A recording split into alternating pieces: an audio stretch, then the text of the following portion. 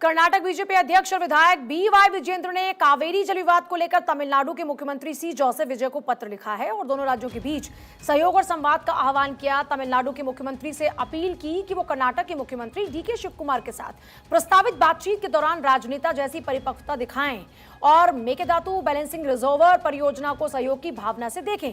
विजेंद्र ने कहा कि यह परियोजना तमिलनाडु के पानी के वैध हिस्से को प्रभावित किए बगैर बेंगलुरु की पेयजल जरूरतों को काफी हद तक पूरा कर सकती है और दोनों ही राज्यों के बीच सहयोग का मजबूत प्रतीक बन सकती है। अपने इस पत्र में विजेंद्र ने कर्नाटक और तमिलनाडु के बीच सदियों पुराने सांस्कृतिक, सामाजिक और आर्थिक संबंधों का जिक्र किया और कहा कि दोनों ही राज्य भाईचारे और आपसी सम्मान की भावना से जुड़े रहे। अब उन्होंने कहा कि लाखों तमिल नागरिकों ने कर्नाटक विशेषकर बेंगलुरु के विकास में महत्वपूर्ण योगदान दिया। वहीं तमिलनाडु में रहने वाले कन्नड़ समुदाय ने भी वहां की प्रगति में भूमिका निभाई है। उनके मुताबिक यह रिश्ता राज्य की सीमाओं से कहीं आगे जाकर लोगों के बीच गहरे विश्वास और साझेदारी को दर्शाता है।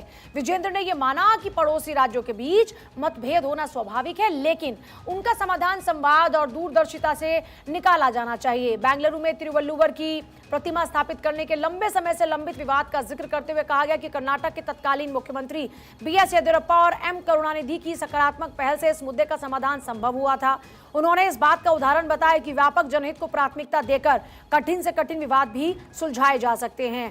कावेरी मुद्दे पर कर्नाटक के मुख्यमंत्री डीके शिव कुमार से संभावित मुलाकात के लिए तमिलनाडु के मुख्यमंत्री के बेंगलुरु आने की खबरों के बीच विजेंद्र ने उनसे कर्नाटक के किसानों और नागरिकों को चिंताओं को समझने की अपील की। कहा, कावेरी नदी में बेंगलुरु और उसके आसपास के क्षेत्रों की जीवन रेखा है और कन्नड़ तमिल दोनों ही समुदाय के लाखों लोग पेयजल के लिए इस नदी पर निर्भर हैं।